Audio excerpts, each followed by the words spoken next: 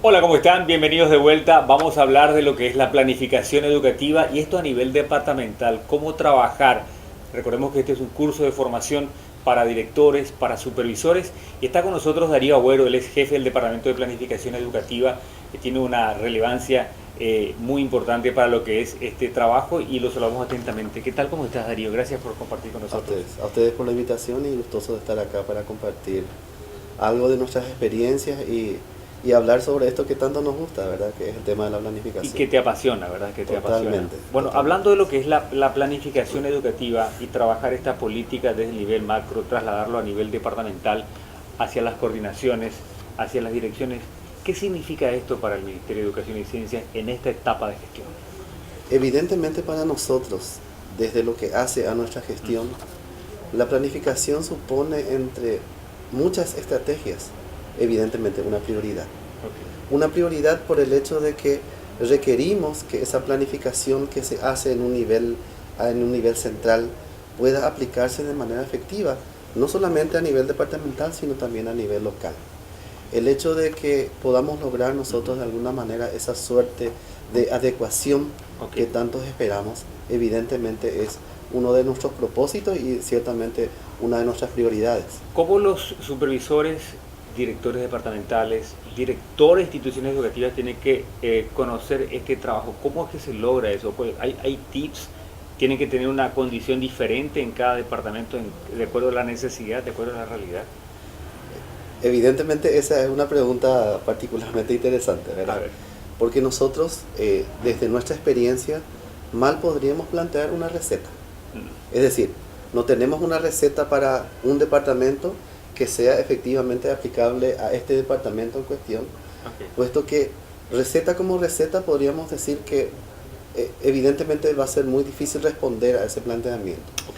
Pero sí, pero sí en consecuencia tenemos tips o alguna suerte de recorrido que puede ser efectivo a la hora de ejecutar de manera efectiva esa planificación. Mm. ¿Y a qué quiero llegar cuando digo que existe como una ruta?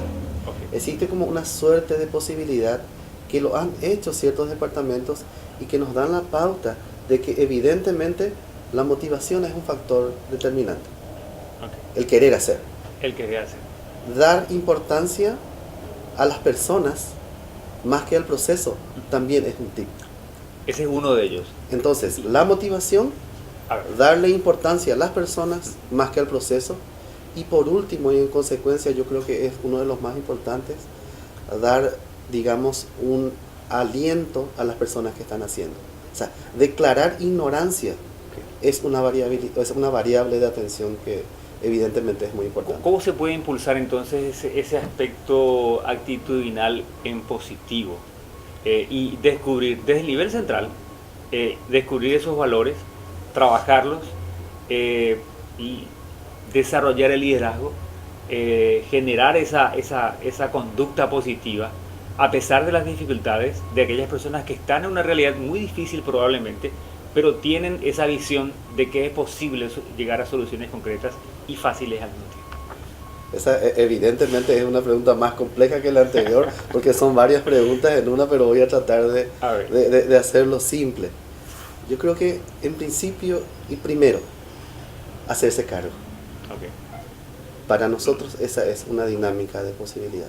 Ciertamente no podemos hacer todo, somos O conscientes de sea, eso. eso significa que el director o el supervisor tiene que decir, sí, yo puedo. Somos conscientes de que no podemos hacer todo, pero hay cosas que no podemos dejar de hacer.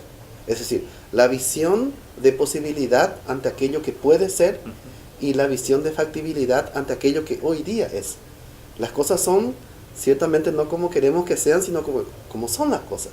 Ahora, la pregunta es, ¿cómo hacemos nosotros para que esas cosas puedan modificarse en algún tipo de grado, ya sea cuantitativo o cualitativo, a corto, mediano o largo plazo? ¿Existen focos de atención donde el director tiene que estar centrado para por lo menos llegar a un cierto porcentaje de la meta que se ha establecido en esta planificación? Hablamos, te pregunto así para que podamos desarrollarlo bien, a nivel departamental, a nivel local, a nivel aula. Totalmente, totalmente.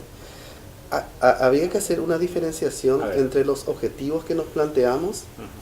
y los resultados que esperamos. y detenernos en los resultados y ver qué hemos logrado en relación a aquello que nos hemos propuesto. Porque ciertamente hoy día hablamos de una organización inteligente cuando verificamos a esa instancia de posibilidad que aprende de aquellos errores que ha cometido. Y tenemos que hacer una diferenciación clara entre aquellos errores que se celebran y aquellos errores que se sancionan.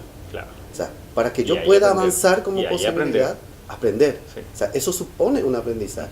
Y evidentemente, como decía hace un rato, declarar ignorancia no es malo, porque la institución no puede gestionarse sola. O sea, un supervisor, un director departamental que gestiona en soledad es muchas cosas, pero no es un director departamental inteligente. Claro, y a eso justamente quiero acudir o recurrir. ¿Cuáles son esos atributos que esperamos de una persona en esa posición y con ese liderazgo? Creo que es un constructo muy complejo. O sea, es un constructo muy complejo de posibilidades, ya que depende mucho de la experiencia, depende mucho ciertamente de la ética, de la motivación, del grado de participación y del consentir aquello que yo no puedo o no estoy en posibilidad de hacer. Yo creo que un director departamental, así como un supervisor educativo, debe tener conciencia de aquello que puede, pero también debe tener conciencia de aquello que debe de mejorar para poder llegar de una manera más efectiva a mejorar aquellos resultados de aprendizaje que obviamente, como bien decías vos, en cuanto a la jurisdicción que le compete y a la variabilidad de contexto que tenemos a nivel país, evidentemente es un desafío. Evidentemente que para algunos directores departamentales, supervisores o directores, la tarea es mucho más fácil que para otros. Por la cercanía, por la logística, por los caminos, por el contexto, por la realidad. Entonces es ahí donde tenemos que apelar a esa capacidad de adecuación y de actitud por resolver los problemas. ¿Y cómo aprendemos a que eso sea posible? Podría decirse en parte que sí y también en parte que no. A ver. Porque aquello que para... Un punto medio. Totalmente. A ver. Porque aquello que para un supervisor educativo en su región, en su zona, en su jurisdicción, es mucho, para otro supervisor en su zona es poco, claro, ¿verdad? Y viceversa. Entonces, la variabilidad de contexto da lugar justamente a que la adecuación y ese hacerse cargo del que yo te mencionaba hace un momento es fundamental, porque depende mucho y grandemente de la visión, no solamente de actor protagónico, digo bien, sino también de observador que tiene el supervisor educativo. ¿Cómo ustedes están trabajando también en la construcción de ese ser? Desde la perspectiva macro del Ministerio de Educación y Ciencia, ¿ustedes cómo trabajan, cómo asesoran a estos directores para que realmente la realidad de cada uno pueda ser fácilmente solucionada en base a las metas, en base a las necesidades y en base a los recursos que uno tiene y a los que puede crear en el camino? De hecho que como nuestra dirección general es una instancia de nexo entre las direcciones misionales y aquellas que son de ejecución y de control, nuestra tarea está más bien basada en el acompañamiento, pero una suerte de acompañamiento real en el cual el asesoramiento sea válido, sea efectivo y por sobre todo sea adecuado a las necesidades. Porque como bien decíamos hace rato en una de las preguntas, la variabilidad de contexto y la heterogeneidad de posibilidades da lugar justamente a que lo que sirve hoy aquí tal vez no sirva mañana allá. Claro. Entonces, puntualizar cada aspecto de la realidad a nivel país, de los muchos distritos que hay, evidentemente supone un desafío, pero a la vez una dificultad, por el hecho justamente de la complejidad y del dinamismo que tiene a su vez cada departamento en relación a los demás a nivel país. Quería preguntarte un factor fundamental, el aspecto de la comunicación. ¿Cómo fluye la comunicación en esos procesos a través de estas estructuras? ¿Son ágiles, son cómodas, no son burocráticas? ¿Permite que un director lejano a 500 metros pueda tratar de resolver? ¿Hay conectividad? Te diría que sí. La conectividad existe, ciertamente, así como la comunicación es válida, en cualquier circunstancia y en cualquier lugar. Ahora, yo creo que más allá de esa pregunta que en principio me realizaste, lo que sería más asertivo plantear, consideraría decir, en cómo nos comunicamos, o sea, cómo hacemos útil esa comunicación. Porque hoy tenemos diversas posibilidades de gestionar esa comunicación, pero la pregunta es cómo la hacemos efectiva. Y supongamos que ese mensaje del director está bien construido. Entonces, eso llega al ministerio. Y hablamos digamos, de la capacidad también de asistir, de resolver, Totalmente. de que el director O sea, se sienta ese respaldo, o sea, tiene una perspectiva que construir, tiene una realidad a la cual tiene que adecuarse, tiene que buscar esas soluciones, tiene que buscar la colaboración de la comunidad educativa, pero ¿cómo recibe ese feedback por parte también del... evidentemente nosotros tenemos como una suerte de actividades de seguimiento que realizamos a nivel departamental.